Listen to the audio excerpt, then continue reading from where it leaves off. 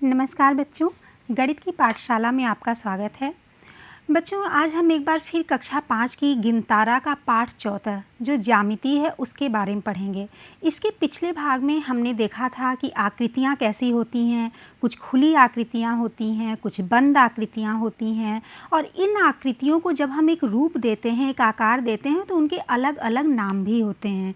इसी में हमने देखा था कि कुछ त्रिभुजाकार आकृति थी, कुछ आयताकार थी, कुछ वर्गाकार थी, तो कोई पंचभुज थी तो कोई वृत्त थी। इस तरह की तमाम आकृतियाँ बनी हुई थीं और सब आकृतियों में एक विशेषता थी कि ये कहीं न कहीं इसमें दो डंडियों में झुकाव थे या दो रेखाओं में झुकाव थे और यही झुकाव जो है वो कोण थे।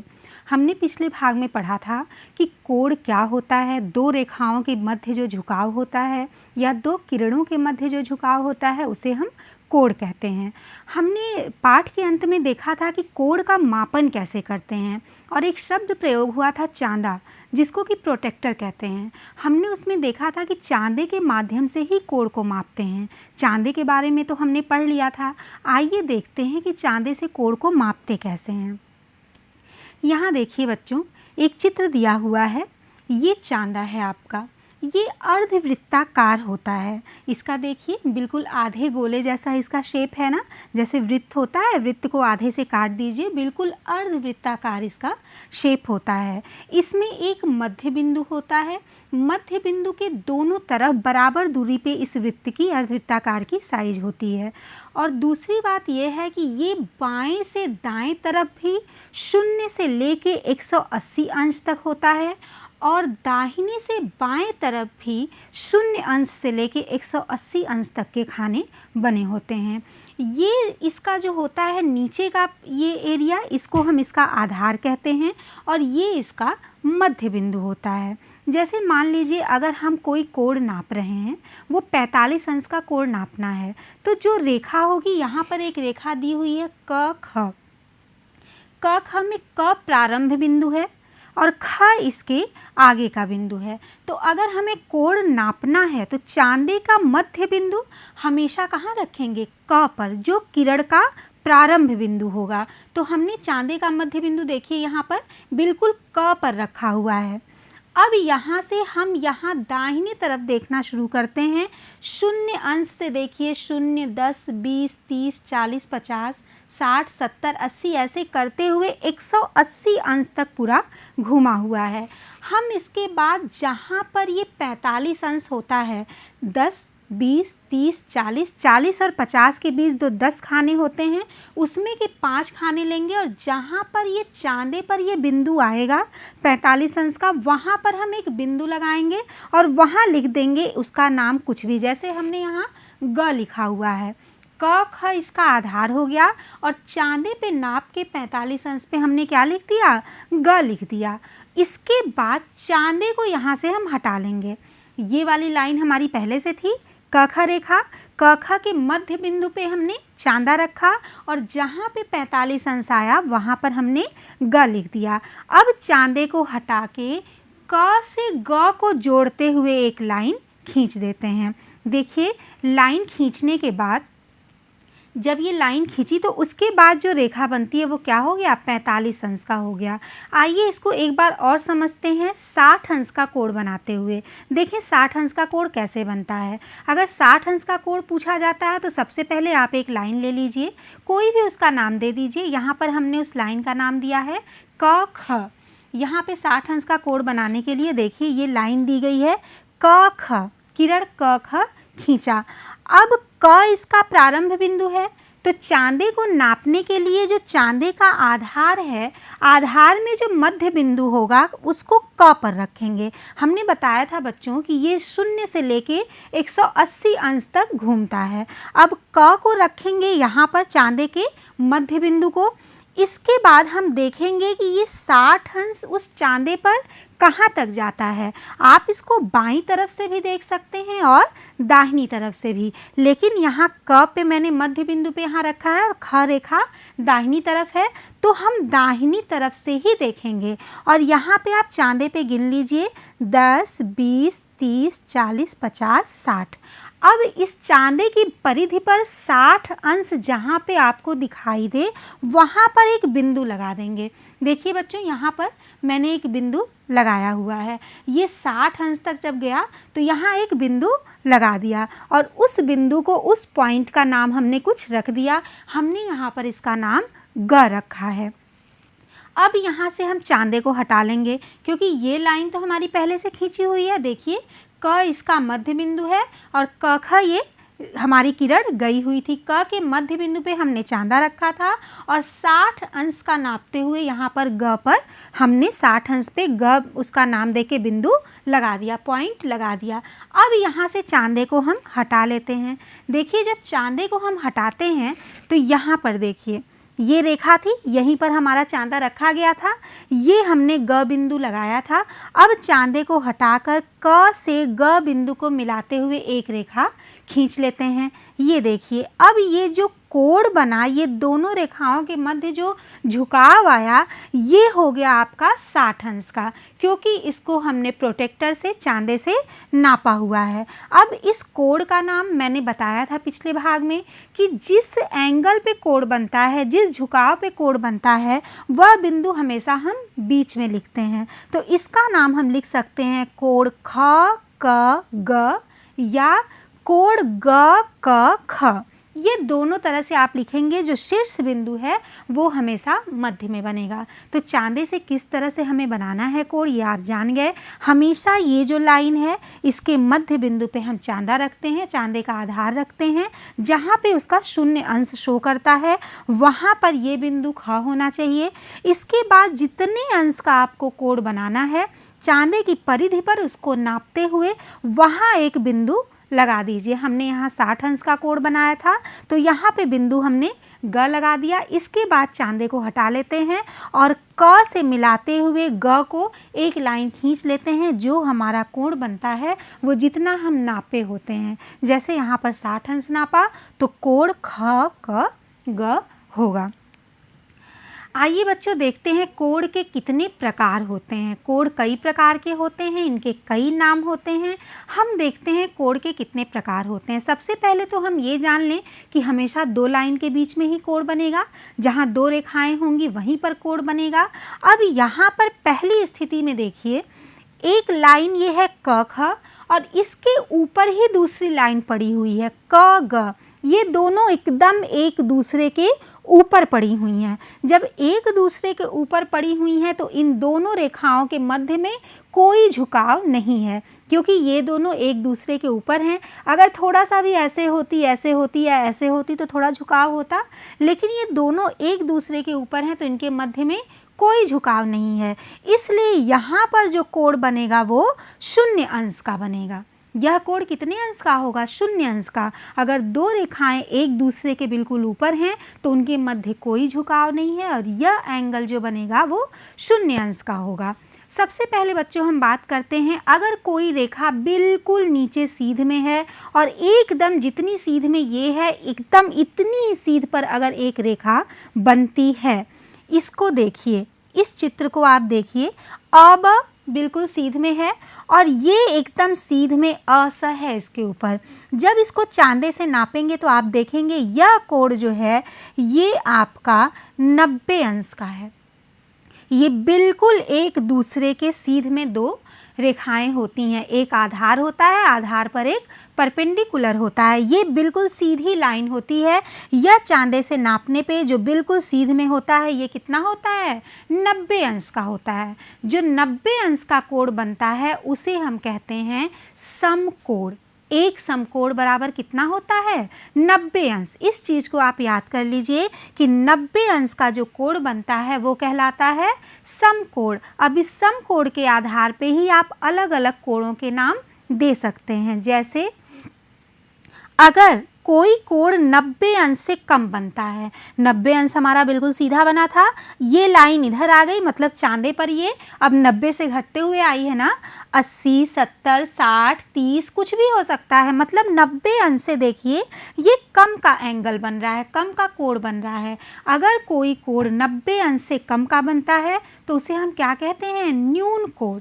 इसको हम कहते हैं न्यून कोण। न्यून कोण हमेशा क्या होता है, 90 अंश से कम होता है। इसको आप इंग्लिश में एक्यूट एंगल भी कहते हैं, ठीक है।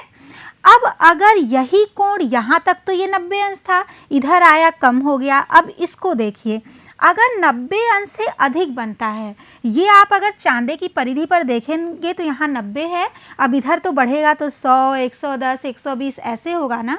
अगर कोई कोण 90 अंश से अधिक का बनता है लेकिन 180 अंश से कम का होता है, ये रेखा अगर बिल्कुल सीधी हो गई तो चांदे पे बिल्कुल यहाँ 180 आता है। अगर यहाँ शून्य से शुरू होता है तो अर्धवृत्ताकार परिधि पर यहाँ पर कितना होता है, 180। लेकिन अगर कोई कोण 90 अंश से अधिक है लेकिन 180 अंश से कम है तो ऐसे कोण को हम क्या कहते हैं, अधिक कोण कहते हैं। आप इसको इंग्लिश में ऑब्ट्यूज एंगल भी कह सकते हैं। अब देखिए बच्चों, अगर ये चांदा यहाँ पर है और बिल्कुल ये दो लाइनें हैं, एक लाइन इधर गई है। पहली स्थिति में मैंने आपको बताया था कि अगर दोनों लाइन एक दूसरे के ऊपर है तो शून्य अंश बनता है, लेकिन अगर यही दोनों लाइन एक दूसरे के विपरीत हैं, बिल्कुल ऐसे, एक लाइन यहाँ से यहाँ तक है, दूसरी लाइन यहाँ से यहाँ तक है, तो इन दोनों के बीच में एक एंगल बनेगा। अब ये एंगल जो बनता है ये पूरा घूम गया है, जितना चांदे का पूरा आकार होता है, ये एंगल बनता है 180 अंश का। वह कोण जो 180 अंश का होता है उसे हम रिज कोण कहते हैं, या आप कह सकते हैं स्ट्रेट एंगल। स्ट्रेट का अर्थ सीधा भी होता है, तो आप याद कर सकते हैं कि ये बिल्कुल सीधा एंगल बना है ना, तो स्ट्रेट एंगल या रिज कोण कहते हैं। अब देखिए बच्चों, अगर यही कोण ऐसे बढ़ते, ये लाइन अभी तक तो इधर थी 90 अंश से कम, कभी 90 अंश से ज़्यादा, बढ़ते बढ़ते 180 पे आ गई। अगर ये लाइन ऐसे खींच दी जाए तो अब ये तो नापेंगे हम बिल्कुल यहाँ से ना, ये देखिए एक लाइन ऐसे है और एक लाइन ऐसे इसके बिल्कुल विपरीत दिशा में है। चांदे पे 180 अंश यहीं तक होता है, जब नीचे बढ़ेगा वो एंगल तो वो 180 अंश से ज़्यादा होगा। आप ये कह सकते हैं कि अगर एक चांदा इस पे सीधा रखा जाए और एक चांदा उल्टा रखा जाए तो 180 अंश ऊपर और 180 अंश नीचे, दोनों मिला के कितना हो जाएगा, 360 अंश। अगर कोई एंगल ऐसा बनता है जो 180 अंश से बड़ा और 360 अंश से छोटा होता है तो ऐसे एंगल को हम क्या कहते हैं, वृहत्त कोण, या इंग्लिश में रिलैक्स एंगल भी आप कह सकते हैं। ये देखिए, इस तरह का कोण अगर कहीं दिखाई दे तो वह वृहत्त कोण होता है। अगर ये देखिए इस तरह का एंगल बनता है, पूरा एंगल, मतलब ये रेखा ऐसे आई घूमते घूमते जाके तब फिर इससे मिल गई, तो उतना घुमाव तो उसने पूरा किया।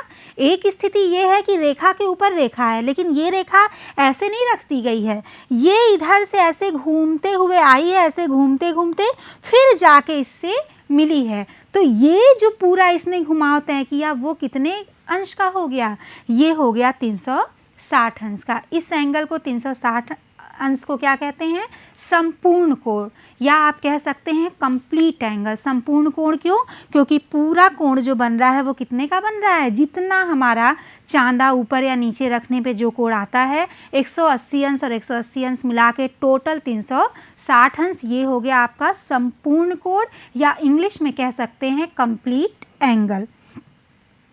आइए बच्चों, जरा इस चित्र को हम ध्यान से देखते हैं। यहाँ पर एक चित्र दिया हुआ है, ये घड़ी की तरह एक चित्र बना हुआ है और इसमें पूरा देखिए एंगल बने हुए हैं, शून्य अंश से लेके यहाँ तक घूम के आया 180 अंश, फिर ये नीचे ऐसे घूमते घूमते गया तो यहाँ कितना हो गया 360 अंश। मतलब शून्य अंश से 360 अंश तक के इसमें खाने बने हुए हैं, शून्य से लेके 360 तक छोटे छोटे खाने बने हुए हैं। और एक लाइन है क ख। अब क ख की दिशा हमेशा बदलती है, इसका स्थान हमेशा बदल रहा है, और जहाँ जहाँ बदल रहा है अब आपको पहचानना है कि वो कोण कौन सा है, उसका नाम क्या है। अभी अभी हमने सबकी गुण पढ़े कि कौन से कोण क्या कहे जाते हैं। यहाँ हमसे पूछा गया है कोण ख क ग, जो बीच में होता है वही शीर्ष होता है, वही कोण होता है। ख क ग देखिए, ख क ग, ये देखिए यहाँ से ख क ग, ये जो गई है लाइन क ग, ये इस चित्र पे 30 अंश को दर्शाती है। तो कोण ख क ग क्या हो गया, 30 अंश का, और 30 अंश का कोण 90 अंश से कम है ना, एक समकोण से कम कोण को क्या कहते हैं, न्यून कोण। तो यहाँ हम लिखेंगे कोण ख क ग को क्या लिखेंगे, ये हो गया आपका न्यून कोण, ये आपका हो गया न्यून कोण, ठीक है। अब देखिए यहाँ लिखा है समकोण, लेकिन कौन सा एंगल समकोण है, इसमें पहचान के आपको लिखना है। समकोण कितने के बराबर होता है, एक समकोण बराबर 90 अंश। यहाँ पे 90 अंश क्या शो कर रहा है, कोण ख क घ, ये देखिए ख क घ, ये क्या है, ये 90 अंश का है। तो यहाँ पे आप लिखेंगे कोण ख क घ, ये कितना का हो जाएगा, समकोण। यहाँ लिख दीजिए, ये हो गया ख क और ये हो गया आपका घ, ये हो गया समकोण, यहाँ नाम हमने दे दिया। अब पूछ रहा है ऋजु कोण कौन सा है। ऋजु कोण किसे कहते हैं, जो कोण 180 अंश का होता है उसे क्या कहते हैं, ऋजु कोण कहते हैं।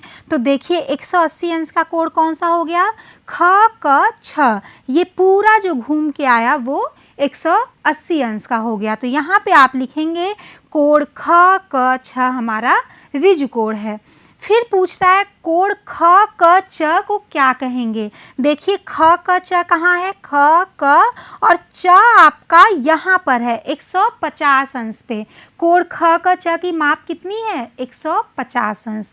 तो जो कोण 90 अंश से ज़्यादा होता है और 180 अंश से कम होता है उसे क्या कहते हैं, अधिक कोण। यहाँ पर 150 अंश 90 कोण से ज़्यादा है, 90 अंश से, और 180 अंश से कम है, मतलब समकोण से ज़्यादा और ऋजु कोण से कम। तो ये क्या कहा जाएगा, अधिक कोण। यहाँ आप लिखेंगे अधिक कोण।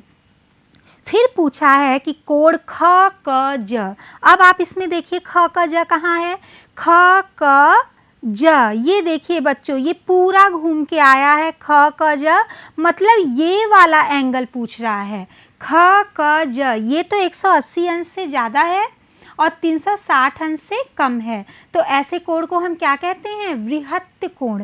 तो यहाँ हम लिखेंगे वृहत्त कोण। अब यहाँ पूछ रहा है कि कौन सा कोण संपूर्ण कोण है, तो हम जानते हैं कि 360 अंश के कोण को हम क्या कहते हैं, कंप्लीट एंगल, संपूर्ण कोण। तो यहाँ बिंदु क पर जो पूरा कोण बन रहा है वो क्या है, हमारा संपूर्ण कोण। आपको बिल्कुल समझ में आया होगा। इस अभ्यास प्रश्न को खुद भी करिएगा आप। अब देखिए बच्चों यहाँ पर एक प्रश्न दिया हुआ है, यहाँ पे कोण के माप दिए हुए हैं। अब आपको खुद बताना है कि यह कोण क्या कहे जाएंगे। लिखा है कि निम्नलिखित कोणों को देखकर बताइए कौन सा कोण किस प्रकार का है। अभी हमने सब पढ़ा, इसको दोहराते रहेंगे तो हमें वो चीज़ें याद होती रहेंगी।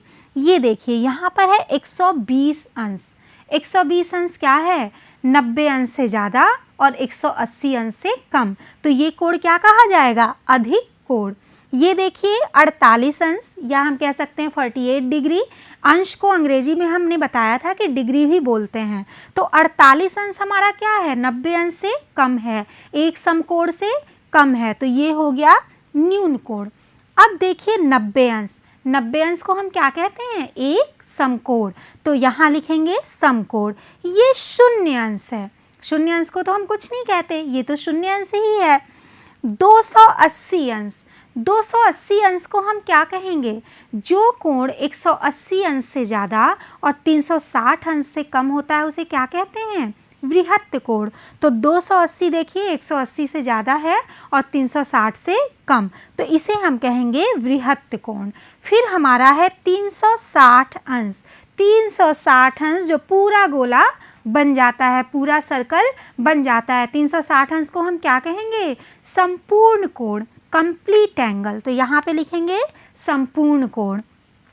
फिर है 140 अंश। अब देखिए 140 किसके बीच में आ रहा है, 180 और 90 के बीच में हमेशा तुलना समकोण से करिएगा, समकोण से कम है या समकोण से ज़्यादा है। अगर समकोण से ज़्यादा है तो 180 से कम है या 180 से ज़्यादा है। अब ये देखिए 140 समकोण से तो ज़्यादा है 90 अंश से, लेकिन 180 से कम है, तो ये क्या हो गया, अधिक कोण। 180 अंश, 180 अंश पूरा होता है तो क्या कहा जाता है, ऋजु कोण। क्या कहते हैं उसको, ऋजु कोण। ये हो गया ऋजु कोण हमेशा। 220 अंश, 220 अंश क्या है, 180 से ज़्यादा है लेकिन 360 से कम है। तो जो कोण 180 से ज़्यादा होता है और 360 से कम होता है उसे क्या कहते हैं, वृहत्त कोण। ये क्या हो गया, वृहत्त कोण। 270 भी देखिए, 270 क्या है, 180 से ज़्यादा है और 360 से कम है, तो 270 अंश को हम क्या कहेंगे, ये भी वृहत्त कोण। तो बच्चों इस चीज़ को हमेशा याद रखिए कि जब किसी कोण की पहचान करनी है तो हमें हमेशा देखना है कि वो समकोण से कम है। अगर समकोण से कम है तो वो न्यून कोण होगा, अगर समकोण से ज़्यादा और 180 अंश से कम है तो वो अधिक कोण होगा, अगर 180 अंश से ज़्यादा है और 360 से कम है तो वृहत्त कोण होगा। 180 अंश को हम ऋजु कोण कहते हैं और 360 अंश को हम क्या कहते हैं, संपूर्ण कोण कहते हैं, कंप्लीट एंगल कहते हैं। आइए बच्चों आज का पाठ दोहरा लेते हैं कि हमने क्या क्या सीखा। हमने सीखा कि कोण विभिन्न मापों के होते हैं, कोणों की मापों के आधार पर इनके अलग अलग नाम होते हैं। दो किरणों के बीच में 90 अंश के कोण को समकोण कहते हैं। अभी हमने बताया था कि एक समकोण बराबर 90 अंश होता है।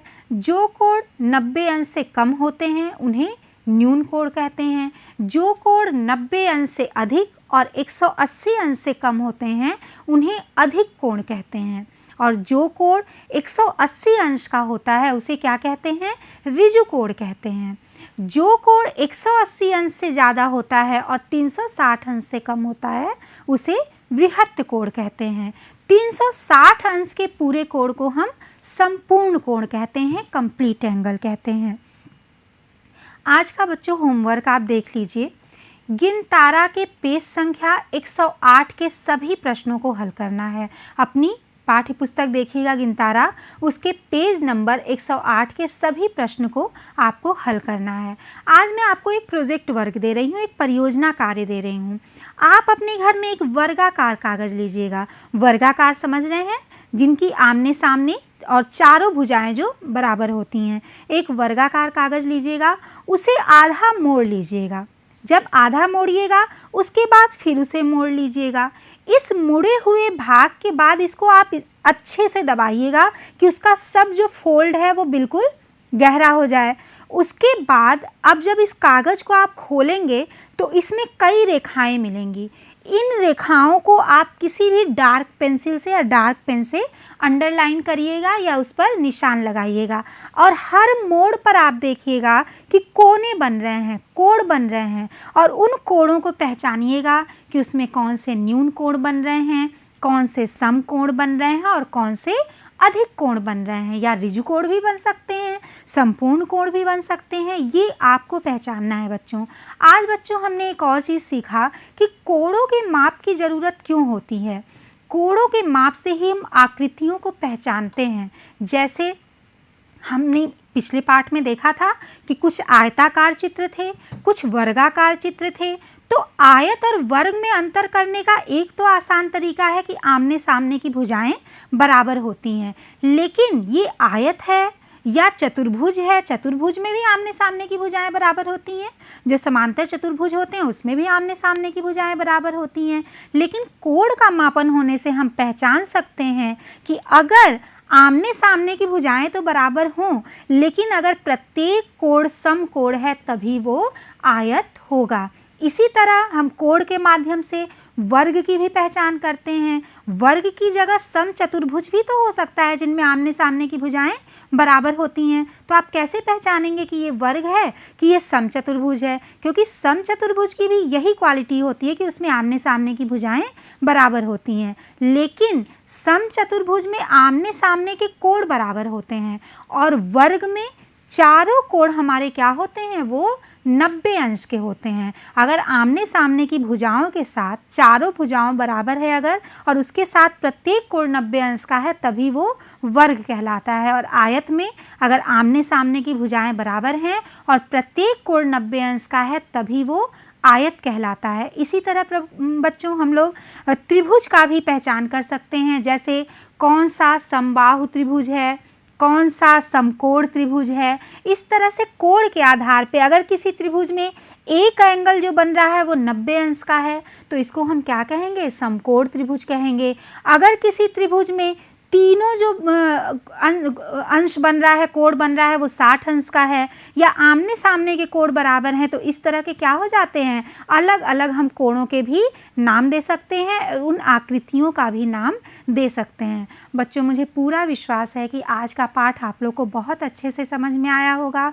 मैंने जो गृह कार्य दिया है उसको आप अच्छे से करिएगा। जहाँ ना समझ में आए अपने घर में अपने बड़े भाई बड़े बहन या जो भी होंगे आस पड़ोस में उनसे पूछिएगा और ज़रूर प्रश्न को हल करिएगा। इसी के साथ बच्चों अगले पाठ योजना में मैं फिर मिलूँगी आपके साथ। तब तक के लिए बहुत बहुत धन्यवाद।